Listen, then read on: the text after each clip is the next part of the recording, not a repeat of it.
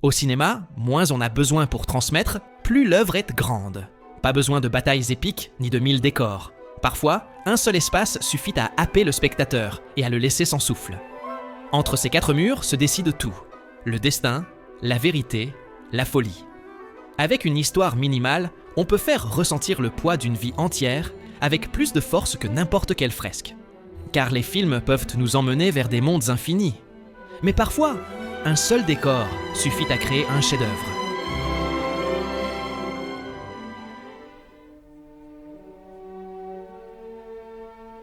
The Man from Earth prouve que le cinéma n'a pas besoin d'effets de spéciaux, ni de décors grandioses, pour te retourner l'esprit. Tout le film se déroule dans un chalet, où un professeur fait ses adieux à ses collègues.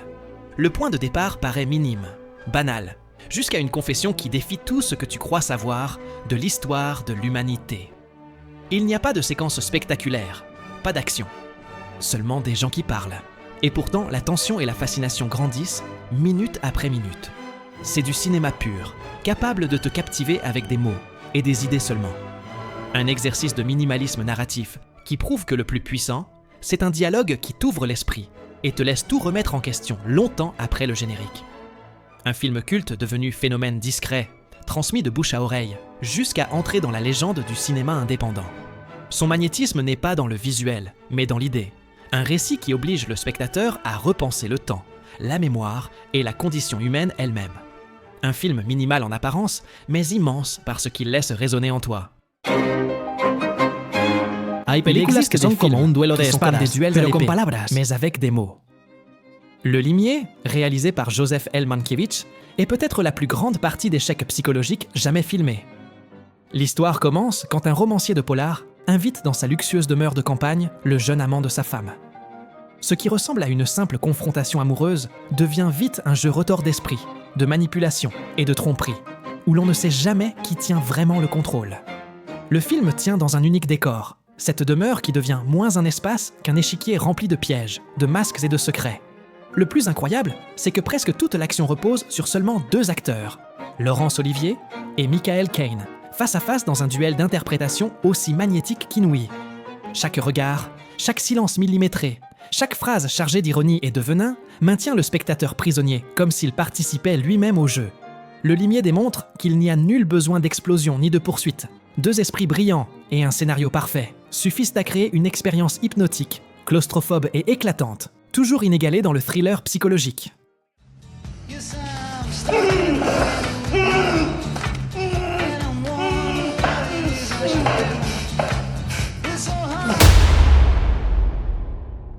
Dès son premier film, Tarantino a montré qu'il était le génie absolu du dialogue. Reservoir Dogs s'ouvre sur un braquage, que l'on ne voit jamais. L'important n'est pas l'action, mais l'après. Un groupe de criminels coincés dans un entrepôt vide, en sang, méfiants, se déchirant pour découvrir qui les a trahis. Le coup de génie, c'est que Tarantino refuse de raconter dans l'ordre. Sa structure non linéaire nous projette sans cesse entre passé et présent, révélant peu à peu qui est qui et quels secrets chacun dissimule. Ce montage fragmenté transforme l'enfermement en puzzle à tension croissante, où chaque saut temporel ajoute une couche de paranoïa. L'entrepôt devient ainsi un champ de bataille psychologique, où la confiance se brise et la violence éclate sans prévenir. Ce qui aurait pu être une contrainte de budget devient une vertu. Avec des dialogues acérés, des personnages inoubliables et un récit qui joue avec le temps, Reservoir Dogs a redéfini le cinéma indépendant et prouvé qu'un seul décor suffit à créer un mythe.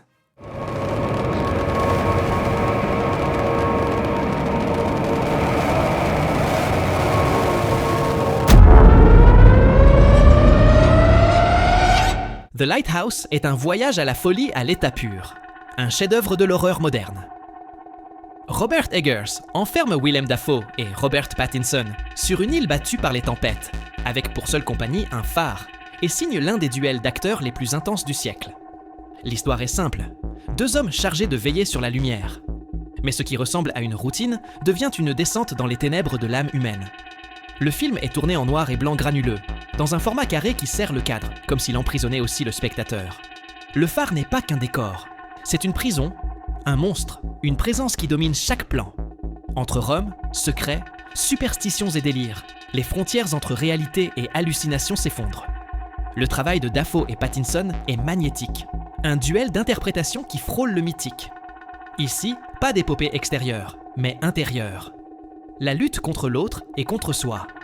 Avec un seul espace, Eggers bâtit un univers oppressant et cauchemardesque, où la mer gronde comme une menace constante. The Lighthouse prouve qu'un seul lieu peut contenir des horreurs infinies, et que parfois, il suffit de fixer la lumière trop longtemps pour perdre la raison.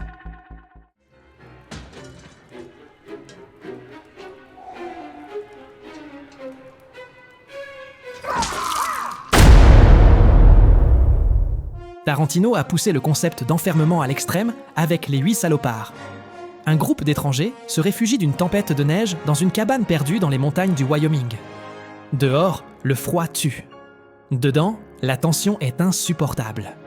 L'espace est minimal, mais chaque recoin de cette cabane devient un champ de bataille stratégique. On ne sait à qui se fier. Chaque regard est suspect. Chaque parole semble cacher un secret. Tarantino transforme le huis clos en partie de poker sanglante, où la violence est toujours au bord d'exploser. L'usage de la musique d'Ennio Morricone, le tempo posé et les longs dialogues venimeux rendent l'atmosphère suffocante, comme si le spectateur était lui aussi coincé avec eux. Et lorsque la tension se rompt enfin, c'est avec la brutalité typique du réalisateur, propulsant le climax à l'inoubliable. Avec un seul décor, Tarantino compose son film le plus théâtral, le plus claustrophobe et peut-être le plus cruel. Une histoire de haines et de trahisons qui prouve que, parfois, le véritable enfer n'est pas dehors, mais enfermé avec nous.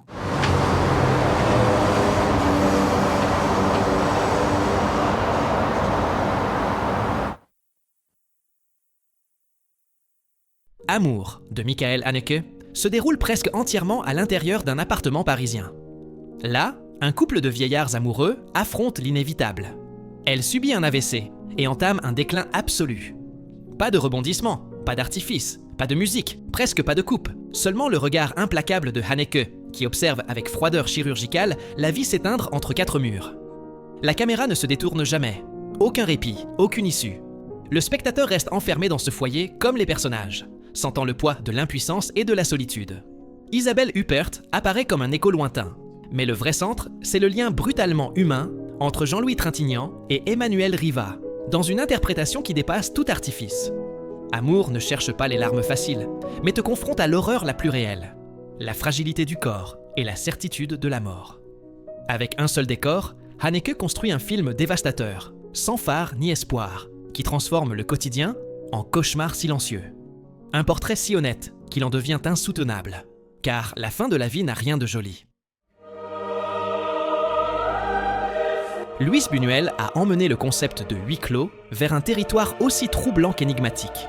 Dans L'Ange exterminateur, un groupe de la haute société mexicaine se réunit dans un manoir après l'opéra. Tout semble normal, jusqu'à la découverte de l'inexplicable. Ils ne peuvent plus sortir du salon.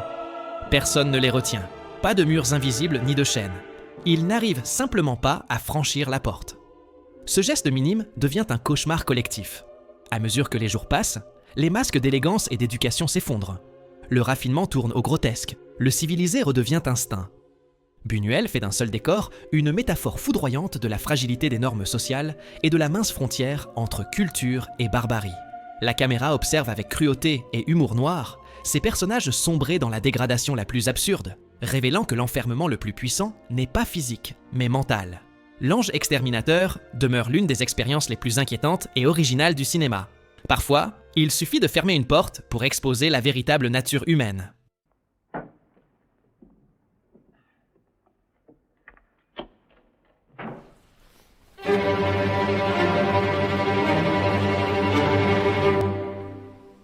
La corde est, d'une certaine façon, le Funny Games de Hitchcock. Un jeu cruel, où la tension mijote dans un salon élégant. Le postulat glace. Deux jeunes hommes assassinent un camarade et dissimulent le corps dans un coffre, juste avant d'accueillir des invités pour dîner. Le décor est unique. Un appartement new-yorkais chic, où tout se déroule en temps réel. La révolution, c'est que Hitchcock filme comme s'il s'agissait d'un seul plan séquence, dissimulant les coupes pour donner l'illusion de continuité. Au total, il s'agit de 10 plans séquences, un exploit historique pour l'époque. Le spectateur devient ainsi un convive de plus, coincé dans la pièce, conscient du secret mortel au centre de la fête. Chaque mouvement de caméra, chaque déplacement, devient une chorégraphie calculée pour accroître la tension. Les banalités se chargent de sous-entendus. l'air s'épaissit à chaque toast, chaque trait d'esprit, chaque regard soupçonneux. Le génie d'Hitchcock, c'est que le suspense ne naît pas de « y aura-t-il un crime ?», mais de « le crime sera-t-il découvert ?» La Corde n'est pas seulement un thriller claustrophobe et hypnotique, c'est une leçon éternelle sur la manière dont le cinéma peut manipuler le temps, l'espace et la respiration du spectateur avec un seul décor. Le plus grand suspense de l'histoire naît d'une chose aussi simple qu'une fenêtre ouverte. James Stewart incarne un photographe cloué chez lui après s'être cassé une jambe. Depuis son fauteuil roulant, il observe par la fenêtre la vie de ses voisins. Disputes, routines, amour. Jusqu'à soupçonner qu'il a été témoin d'un meurtre. Le fascinant, c'est que la caméra ne quitte jamais l'appartement. Le spectateur voit exactement ce que voit le héros, piégé dans le même espace, condamné à regarder et à imaginer. Cet enfermement devient un laboratoire de suspense, où chaque geste de l'autre côté de la cour prend une importance démesurée. Hitchcock transforme la curiosité en voyeurisme, et le voyeurisme en danger. La tension grandit non pas grâce à des poursuites ou des explosions, mais par des regards à travers un objectif, des silences qui s'étirent trop, le doute de savoir si ce que l'on croit voir est réel ou fruit de l'obsession. Fenêtre sur cour est bien plus qu'un thriller, une réflexion sur le cinéma lui-même, sur l'acte de regarder et l'impossibilité de rester neutre quand ce que nous observons nous capture. Okay, that's 11 guilty. Was Bonnie not guilty? 1. Un seul décor, 12 hommes, et une décision qui scellera le destin d'un jeune accusé de meurtre. Sidney Lumet a débuté avec 12 hommes en colère et signé l'un des films les plus puissants de tous les temps. Tout se passe dans une salle de délibération, étouffante et de plus en plus asphyxiante. Le postulat est simple. 11 d'entre eux pensent le prévenu coupable, presque par automatisme, mais un seul, incarné magistralement par Henry Fonda, refuse de le condamner sans discuter d'abord les preuves. Ce qui commence comme une formalité devient un affrontement moral, où préjugés, peur et rancœur remontent à la surface. Lumet transforme la pièce en microcosme de la société. On y trouve racisme, indifférence, superbe, mais aussi compassion et sens de la justice. La caméra se rapproche peu à peu des visages, les cadres se resserrent, l'air semble disparaître. Pas d'action, pas d'effets, pas de décors multiples, seulement des mots, des regards et des gestes qui pèsent comme des lames. 12 hommes en colère prouvent que le vrai suspense n'est pas dans la violence, mais dans le combat pour la vérité. Un rappel éternel que, parfois, le destin d'une vie tient à la voix courageuse d'une seule personne. Et, entre ces 4 murs, il ne se décide pas qu'un verdict. C'est l'une des cimes du cinéma qui s'écrit. Si ce top t'a plu, laisse ton like et dis-moi en commentaire. Penses-tu que plus le cinéma a peu de moyens pour transmettre, plus l'œuvre est grande? Et si tu veux poursuivre la conversation, suis-moi sur Instagram. À très vite pour la prochaine vidéo.